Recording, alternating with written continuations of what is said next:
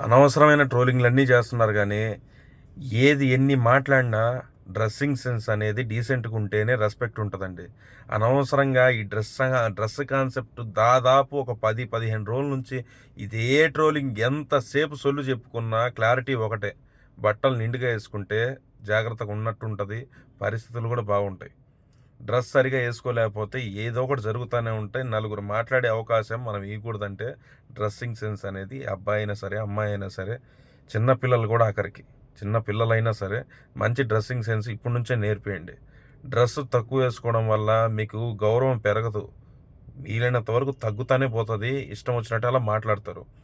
ఆ dress concept ఇంక వదిలేసేయండి. అది పట్టుకొని ఒకటేమని ట్రోలింగ్ జరుగుతూ ఉంది.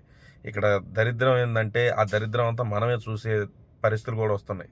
వీలైనంత వరకు అది అవాయిడ్ చేయండి. అవి చూడడం ఆపేస్తే అట్లన్నా వేరే టాపిక్ మీద పడినా పడతారు. ఏదేమైనా నిజమైన మాట అయితే ఒకటేనండి. డ్రెస్సింగ్ అనేది పద్ధతిగా వేసుకోవాలి.